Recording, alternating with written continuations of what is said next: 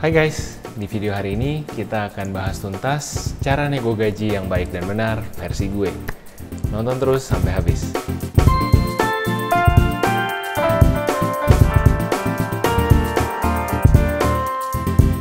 Hai guys, nama gue Samuel. Gue seorang HR manager dengan pengalaman kerja kurang lebih 8 tahun.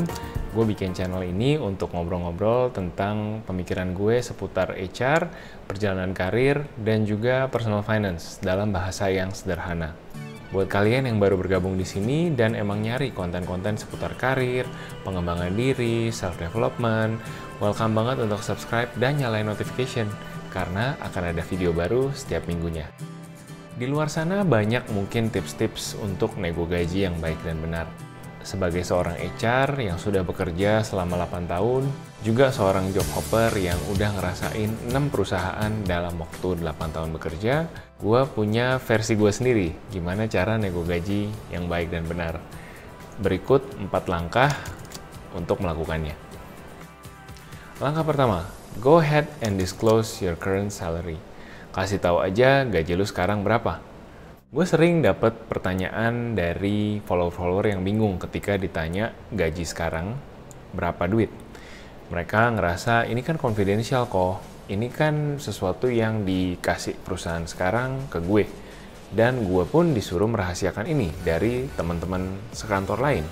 Emang bisa ya gue kasih begitu aja ke perusahaan baru ini? Nanti gue melanggar aturan nggak? Ingat-ingat deh, di kontrak kerja yang teman-teman tanda tangan, ada nggak di situ mention untuk merahasiakan gaji dari calon perusahaan baru? Yang ada biasanya untuk merahasiakan nominal gaji dari teman-teman sekantor. Nah, jadi ketika diminta, oke-oke aja untuk memberikan, mendisclose angka kamu sekarang. Bahkan HR biasanya akan minta juga slip gajinya untuk membuktikan bahwa kamu benar digaji segitu sama perusahaan kamu yang sekarang. Kita HR juga nggak mau dibohongin dong. Pastinya double check juga sama slip gaji yang kamu kasih, dan mungkin juga nanti akan background checking ke perusahaan kamu yang sekarang. Jadi pastiin kamu jujur ya ketika ngasih tahu gaji kamu yang sekarang.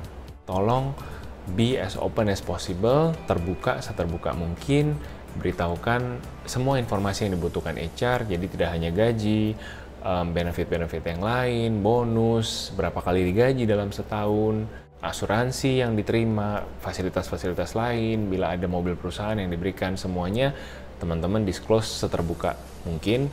Itu akan memudahkan HR untuk merancang offer yang lebih kompetitif untuk teman-teman. Langkah kedua, setelah teman-teman tadi mendisclose semua informasi tersebut, langkah kedua adalah never ask first. Jangan memulai percakapan tentang gaji duluan dari posisi kandidat. Ini kesalahan yang sering gue temuin di teman-teman fresh graduate yang mungkin juga udah capek, udah berapa interview yang dihadapin, dan udah mulai merasa kayak ya udah deh kalau gajinya nggak cukup, gue nggak mau di sini, atau ya udah deh gue mendingan tahu di depan gajinya berapa. Nah, yang gue mau sampaikan di sini adalah kecuali teman-teman adalah seorang kandidat yang sangat senior, yang susah dicari, yang sangat amat berkualitas, jangan memulai percakapan dengan recruiter duluan terkait gaji. Karena faktanya, apalagi sebagai fresh graduate, banyak kandidat-kandidat fresh graduate lain di luar sana dengan spesifikasi yang mirip-mirip dengan kamu. Jadi, kamu tuh kandidat yang gampang dicari. Kamu harus berusaha untuk menunjukkan nilai-nilai kamu dulu ke HRD sebelum nanti membuka pembicaraan tentang gaji. Biarkan HRD yang memulai percakapan ini dari sana. Gimana buat teman-teman yang professional hire? Nah, ini juga kita lihat-lihat situasi. Kita coba merasakan ketika ngobrol sama HRD-nya, kira-kira terbuka nggak ya orangnya? Kira-kira dia mau nggak ya disclose salary-nya dari awal? Ketika kita ngerasa dapetin chemistry-nya, ketika kita ngerasa kita bisa terbuka, boleh dicoba untuk ditanyakan. Prinsip ini juga nggak berlaku buat teman-teman yang berhubungan dengan headhunter atau konsultan rekrutmen. Konsultan rekrutmen sudah pasti mengetahui budget dari HR yang memberikan pekerjaan tersebut di angka berapa. Jadi teman-teman bisa lebih terbuka, bisa lebih upfront dengan konsultan untuk nembak di awal. Ini sebenarnya gajinya berapa Pak atau Ibu? ini sebenarnya budgetnya berapa Pak atau Ibu? Di angka saya sekarang, apakah saya masih qualify sebagai kandidat untuk perusahaan yang Bapak Ibu sedang wakili? Percakapan ini boleh teman-teman buka kalau berhadapan dengan headhunter. Kalau dengan HR, hati-hati ya, lihat-lihat orang. Langkah ketiga, ketika memulai negosiasi, ketika sudah ditanya nih oleh HR, berapa angka yang saya bisa tawarkan untuk Bapak Ibu? Cara nanyanya macam-macam, tapi intinya kepingin ngeluarin angka yang teman-teman minta. Nah, saran gue di sini, jangan sebutkan angka yang fix. Sebutkan range atau perkiraan angka antara angka X sampai angka Y. Kenapa begitu? Karena setiap lowongan yang diiklankan itu pasti ada range gajinya, ada budget yang sudah disiapkan oleh HRD ketika mau belanja karyawan.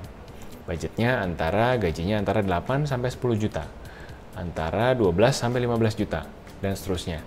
Ketika teman-teman sudah ngunci di angka, misalkan, ya udah Pak, saya 8 juta aja nggak apa-apa. Padahal HRD masih punya budget sampai 10 juta. Teman-teman sebenarnya berpotensi kehilangan income 2 juta tersebut kalau teman-teman tidak negosiasi. Jadi berikan range, berikan persentase.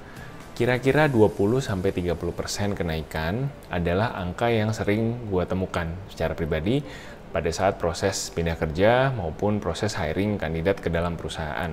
Kenaikan yang pantas di market kita di tahun video ini dibuat di 2020 adalah sekitar 20-30%. Jadi berikan range tersebut, kemudian biarkan HR yang memberikan penawaran angka pertama. Oke, angkanya udah keluar kok. Nah, step berikutnya, bernegosiasilah dengan tulisan. Ketika teman-teman bernegosiasi dengan lisan, ada mungkin hal-hal yang hilang dalam percakapan, ada mungkin hal-hal yang teman-teman tidak bisa sampaikan secara langsung karena merasa sungkan. Yang gue pribadi lakukan ketika melakukan negosiasi gaji adalah melalui balas-balasan email dengan recruiter. Jadi ketika offernya diberikan, gue akan konfirmasi, misalkan gue ditelepon, gue balas dengan email supaya ada catatan, ada histori percakapannya. Jadi selain daripada tadi yang pertama, menghindari rasa sungkan, yang kedua, keuntungan kita melakukan negosiasi via email adalah kita punya track record percakapannya seperti apa, perkembangan tawar-menawar gajinya. Jadi biarkan kamu membalas, kemudian HRD membalas lagi, dan seterusnya sampai akhirnya tercapai angka yang diinginkan. Pada saat proses berbalas-balasan ini, tidak perlu takut bahwa teman-teman kurang ajar atau teman-teman lancang dan sebagainya. Tetap tahu pasti value teman-teman berapa, cari tahu, dan beranikan diri untuk bertanya, untuk meminta. Selama teman-teman bernegosiasi dalam angka yang wajar, bisa memberikan reasoning atau logika yang wajar terhadap angka yang diminta, maka seharusnya HRD pun bisa membalas dengan logis juga. Karena mikirnya gini, nggak semua kandidat akan diajak untuk nego gaji. Ketika kamu udah sampai di tahap nego gaji, artinya 80% dari proses rekrutmen udah hampir selesai. HR udah suka sama kamu, user udah suka sama kamu, mungkin atasannya user juga udah suka sama kamu, baru kamu diajak nego gaji. Mengingat nggak sembarang orang diajak nego gaji, maka manfaatkan kesempatan ini sebaik-baiknya. Nah, satu tips lagi, ketika kita melakukan tawar-menawar gaji, ingat angka yang harus teman-teman bandingkan adalah angka gross per annum. Angka gaji secara gross yang dihitung dalam tahunan. Kenapa gross? Karena tidak semua perusahaan mau menghitungkan angka gaji net teman-teman berapa. Pajak kita kan progresif, berbeda-beda seiring dengan kenaikan penghasilan. Jadi cara menghitungnya juga berbeda-beda dan sangat wajar kalau ada perusahaan yang ya udah saya tidak mau hitungkan, yang kamu dapatkan adalah angka grossnya segini. Itu nggak apa-apa. Di per annumnya teman-teman perhatikan, beda perusahaan, beda praktek penggajiannya juga. Di perbankan misalkan, lazim untuk memberikan gaji fix 14 kali dalam setahun. 12 kali gaji pokok, 1 kali THR, dan 1 kali tunjangan cuti. Di BUMN atau di perusahaan Jepang, dengar-dengar gaji bisa belasan kali, bahkan puluhan kali dalam setahun. Nah, supaya fair, teman-teman juga harus melihat apple to apple, mana aja yang merupakan guaranteed cash.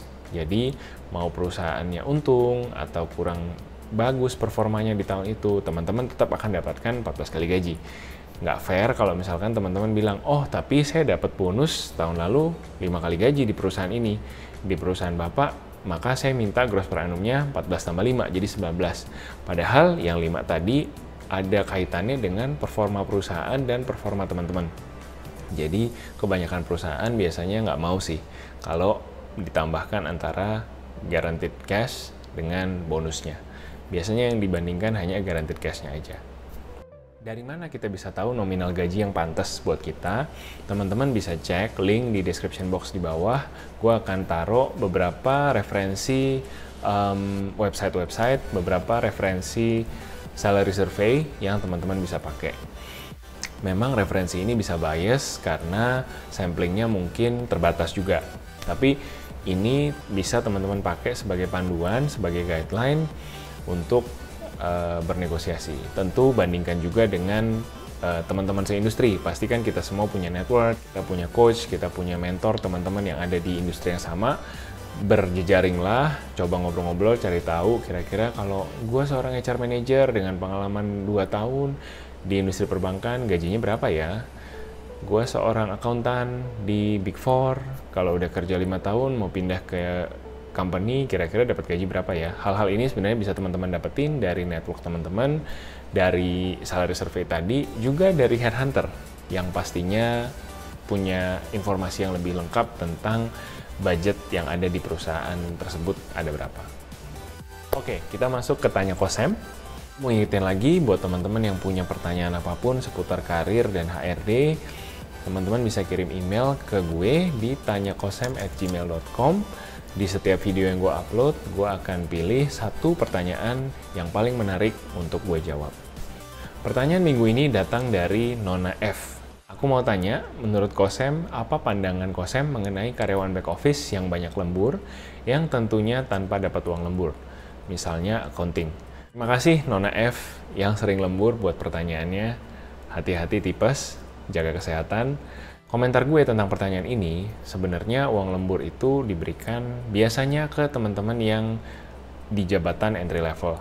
Biasanya kalau sudah sampai, seorang karyawan sudah sampai di titik manajer, level manajer, biasanya uang lembur akan ditiadakan. Kenapa begitu? Karena dianggap seorang manajer sudah punya skill yang cukup untuk mengatur waktu dan beban kerjanya sendiri, supaya bisa tidak lembur lagi, supaya bisa lembur mungkin tapi tidak banyak-banyak gitu. Itu sebenarnya pemikiran yang mendasari di balik HR mendesain kompensasi desain seperti itu.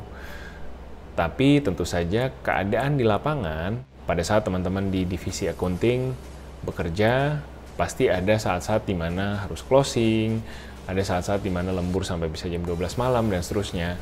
Ini adalah sesuatu yang mungkin tidak diketahui oleh HR. Mungkin HR tidak punya visibility karena proses mendesain pekerjaan itu pun harus diperbaharui tahun ke tahun. Teman-teman harus juga jujur, terbuka sama HR kalau misalkan ada masalah dengan manpower planning, dengan perencanaan personalia di departemen teman-teman. Jadi kalau memang ada permasalahan di mana banyak lembur, di mana pekerjaan sepertinya tidak cukup waktu untuk menyelesaikan pekerjaan, terlalu sedikit orang yang ada, mungkin sudah waktunya untuk manajer atau departemen head ngobrol sama HR, sama HRRM atau business HR untuk cari tahu solusi apa yang bisa diberikan supaya teman-teman tidak lembur sebanyak itu lagi. Karena pada akhirnya kita pun juga tidak ingin karyawan bekerja terlalu capek sehingga tidak produktif lagi untuk pekerjaan-pekerjaan lainnya, lama-lama disengage dan akhirnya resign ke perusahaan yang lain. Jadi coba ngobrol sama dev head, coba buka komunikasi dengan HR untuk dicarikan solusi ke depannya. Terima kasih Nona F. Mudah-mudahan lemburnya berkurang dan makin sukses ya karirnya. Oke, gue mau tanya dong buat teman-teman yang pernah nego gaji. Prosesnya sama kayak yang gue ceritain atau agak berbeda? Coba ceritain di komen box di bawah supaya gue juga bisa belajar. Siapa tahu ada teknik yang lebih canggih yang bisa bantu gue juga untuk nego gaji di perusahaan berikutnya. Thank you udah nonton sampai sini. Sampai ketemu di video-video gue yang selanjutnya. See ya!